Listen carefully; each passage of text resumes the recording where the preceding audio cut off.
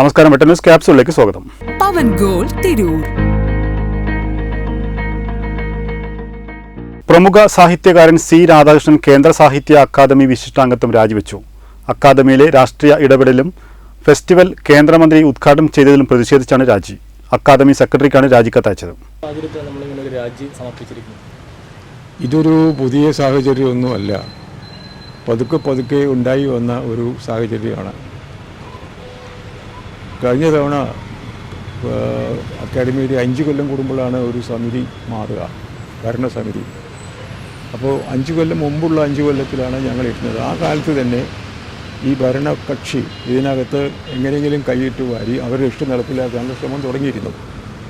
അന്ന് പക്ഷേ ഞങ്ങൾ അംഗങ്ങളെല്ലാവരും ഒറ്റക്കെട്ടായതുകൊണ്ട് അത് നടന്നില്ല. എന്ന് മാത്രമല്ല, ഞങ്ങൾ പലപ്പോഴും ഇതിനെ എങ്ങനെ തോൽപ്പിക്കാം എന്ന് ആലോചിക്കാൻ വേണ്ടിയിട്ട് തന്നെ കമ്മിറ്റി കൂടിയ അനുഭവം വരെയുണ്ട്.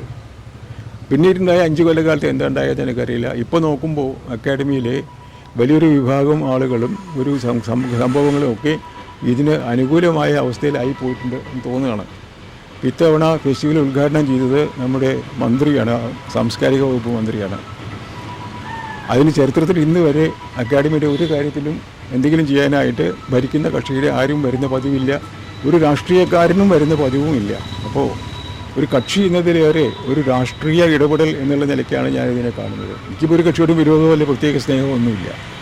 പക്ഷേ മനുഷ്യനോട് ജനാധിപത്യത്തോടൊക്കെ സ്നേഹമുള്ള, സംസ്കാരത്തോടൊക്കെ പ്രിയമുള്ള ഒരു കക്ഷിയും ഇന്ത്യയിൽ ആകെയുള്ള ഒരു ഡെമോക്രാറ്റിക് ബോഡിയാണ് കൾച്ചറൽ ഫീൽഡിൽ ഈ സാഹിത്യ അക്കാദമി.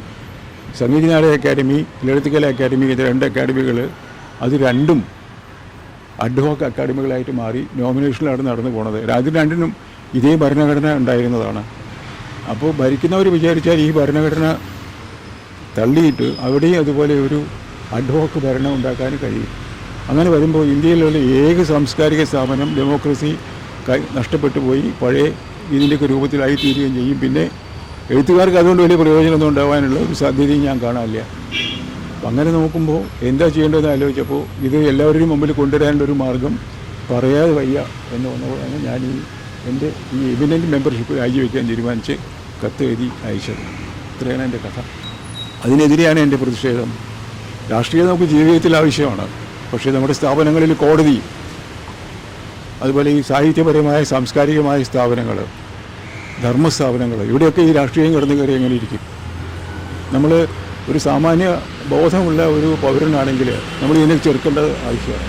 അല്ലെങ്കിൽ ഈ നാട്ടിലെ ഒരു തരത്തിലുള്ള സ്വാതന്ത്ര്യവും ഡെമോക്രാറ്റിക്കായിട്ട് ആർക്കും ഇല്ലാതെ വരും. എല്ലാം ആരോ നിശ്ചയിക്കുന്ന ഇടപാടുകളായിട്ട് മാറിപ്പോകും. അത് കുറേ കഷ്ടമല്ലേ? അങ്ങനെ ചെയ്യാൻ പാടില്ലല്ലോ. നേരത്തെ കഴിഞ്ഞ ആണ്ടിൽ ഇതുപോലെ ഒരു സ്റ്റേറ്റ് മിനിസ്റ്റർ വന്നിട്ട് എന്തോ ഒരു പ്രത്യേക സെക്ഷൻ ഉദ്ഘാടനം ചെയ്തിട്ട് പോയി. അന്ന് ഞാൻ അവിടെ സ്ഥലത്തുണ്ടായിരുന്നു. അപ്പോൾ ഞാനന്ന് സെക്രട്ടറിയോട് ചോദിച്ചു, എന്തായി നടക്കണം, എന്താ സംഭവിച്ചത്? അല്ല, അതൊരു അബദ്ധം പറ്റിപ്പോയതാണ്, ഇത് ഇനി സംഭവിക്കില്ല, നമുക്കങ്ങനെ ഉറപ്പ് വരുത്താം എന്നൊക്കെ പറഞ്ഞ് ഞങ്ങളെ സമാധാനിച്ചു. അന്ന് കുറേ ആളുകൾ ഇങ്ങനെ പ്രതിഷേധിക്കാൻ തയ്യാറായിട്ടുണ്ടായിരുന്നു. അന്ന് സമാധാനിപ്പിച്ചത് ഇനി ഉണ്ടാവില്ല. ഈ ആണ്ടിലുണ്ടായത് ഈ മിനിസ്റ്റർ ഉദ്ഘാടനം ചെയ്യാൻ നിശ്ചയിച്ചു. അപ്പോഴാണ് ഇലക്ഷൻ ഡിക്ലെയർ ചെയ്യുന്നൊരു സംശയം വന്നത്. അപ്പോൾ അദ്ദേഹത്തിൻ്റെ പേര് അച്ചടിക്കാതെ ഇത് മുഴുവൻ അച്ചടിച്ച്, പ്രോഗ്രാമൊക്കെ അച്ചടിച്ച് വലിയൊരു പുസ്തകം വിതരണം ചെയ്തു.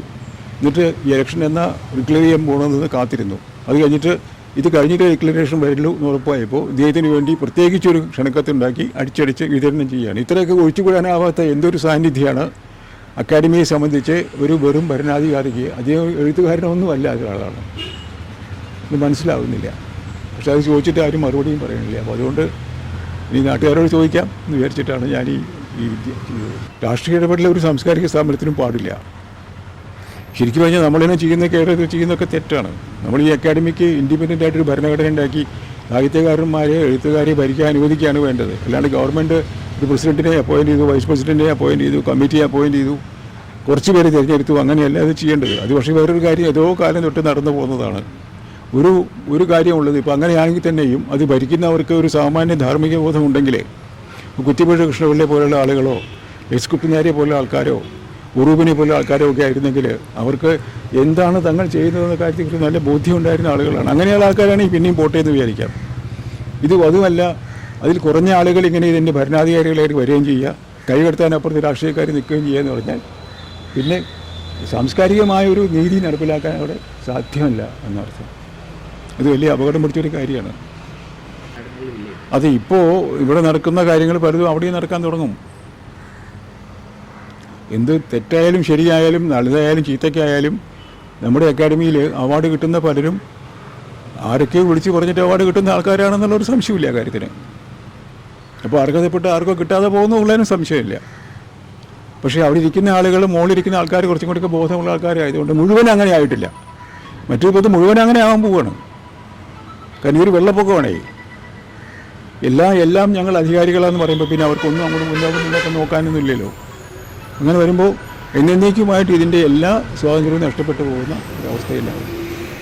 കേരള അക്കാഡമിയല്ലേ, നമ്മുടെ അക്കാഡമി അഡ്വോക്ക് അക്കാഡമിയാണ്. നമ്മുടെ അക്കാഡമിയെ സർക്കാർ നോമിനേറ്റ് ചെയ്യുന്ന അക്കാഡമിയാണ്, തിരഞ്ഞെടുക്കുന്ന അക്കാഡമിയല്ല. അവിടെ സാഹിത്യ അക്കാഡമി എലക്റ്റഡ് അക്കാഡമിയാണ്. അതാണ് വ്യത്യാസം. എലക്റ്റഡ് അക്കാഡമിയാണ് ആയിരിക്കേണ്ടത്. ജവഹർലാൽ നെഹ്റുവും ഡോക്ടർ എസ് രാധാകൃഷ്ണനും ഒക്കെ കൂടിയിട്ട് ഇതിന് ഭരണഘടന ഉണ്ടാക്കുമ്പോൾ ഒരു ഭരണക്കാർക്കും ഇടപെടാൻ വയ്യാത്തൊരു ഭരണഘടനയാണ് ഉണ്ടാക്കി വെച്ചിരിക്കുന്നത്. അത് ഭരണഘടനയായിരുന്നു ലളിതകലാ അക്കാദമിക്കും സംഗീത നാടക അക്കാദമിക്കും. പക്ഷേ അത് സസ്പെൻഡ് ചെയ്തിട്ടാണ് ഈ അഡ്ഹോക്ക് അക്കാദമികൾ ആക്കിയത്. നമ്മുടെ അക്കാദമി പക്ഷേ ഉണ്ടായ കാലം തൊട്ട് തന്നെ ഇങ്ങനെയാണ്. പക്ഷെ അവിടെ ഇരുന്നവർ മഹാന്മാരായിരുന്നതുകൊണ്ട് അവരതിൻ്റെ ഒരു വലിപ്പം പ്രമാണിച്ചും അതിൻ്റെ ഒരു രീതി അനുസരിച്ചും മര്യാദ അനുസരിച്ചും പ്രവർത്തിച്ചുകൊണ്ട് വലിയ കുഴപ്പമുണ്ടായിട്ടില്ല. മറ്റത് അങ്ങനെയാവുമെന്ന് പ്രതീക്ഷിക്കാൻ വയ്യ. അതാണ് പ്രശ്നം.